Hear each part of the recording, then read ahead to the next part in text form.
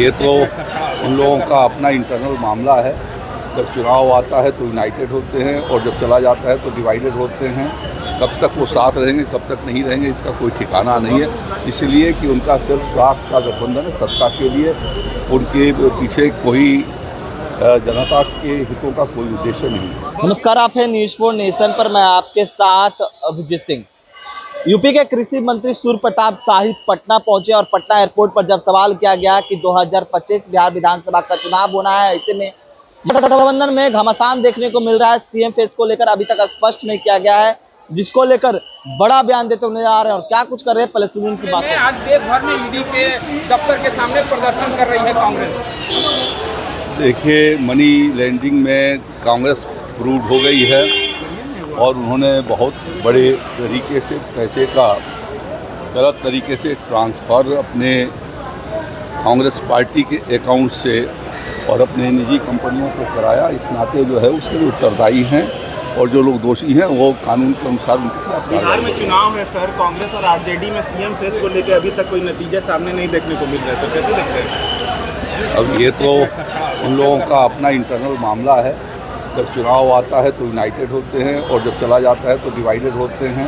कब तक वो साथ रहेंगे कब तक नहीं रहेंगे इसका कोई ठिकाना नहीं है, इसलिए कि उनका सिर्फ स्वार्थ का गठबंधन है। सत्ता के लिए उनके पीछे कोई जनता के हितों का कोई उद्देश्य नहीं है। वक्फ बोर्ड को लेकर के आज जो है सुनवाई है सर, आज सुनवाई होने वाली है वक्फ बोर्ड याचिका पर जो पुनर्विचार। ये तो कोई भी अदालत जा सकता है और क्योंकि वक्फ बोर्ड का वक्फ कानून जो है वो पार्लियामेंट के दोनों हाउस से फुल मेजॉरिटी के साथ वो पास हुआ है, तो उसमें किसी प्रकार का कोई वैधानिक अड़चन नहीं है। लेकिन अदालत को सुनवाई का अधिकार है, उसको न्यायसंगत तरीके से सुनेंगे।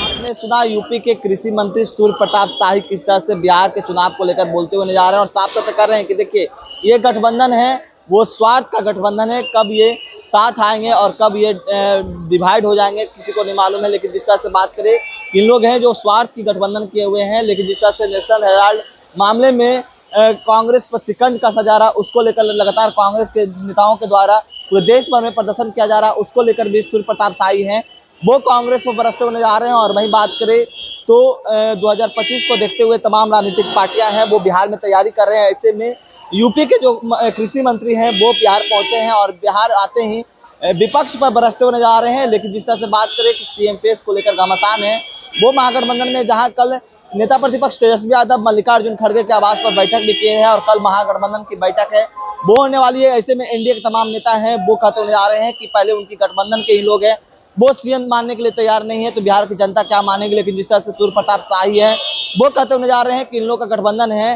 वो स्वार्थी गठबंधन है, सत्ता के लिए गठबंधन है। कब ये लोग साथ आ जाएंगे और कब ये लोग डिवाइड हो जाएंगे किसी को नहीं मालूम है। लेकिन जिस तरह से बात करें कि बिहार को चुनाव को देखते हुए तमाम बड़े बड़े नेता हैं वो बिहार दौरे पा रहे हैं, जहां एक तरफ जो केंद्र से बड़े बड़े नेता हैं वो बिहार आ रहे हैं। वहीं बात करें तो प्रधानमंत्री नरेंद्र मोदी का भी बिहार दौरा है और महागठबंधन के भी कई बड़े बड़े नेता हैं वो बिहार दौरे पहुंच रहे हैं। जिस तरह से कांग्रेस के जो बड़े नेता हैं राहुल गांधी वो भी बिहार में पहुंचे थे। ऐसे में जो यूपी के कृषि मंत्री हैं क्या कुछ कहा आपने सुना।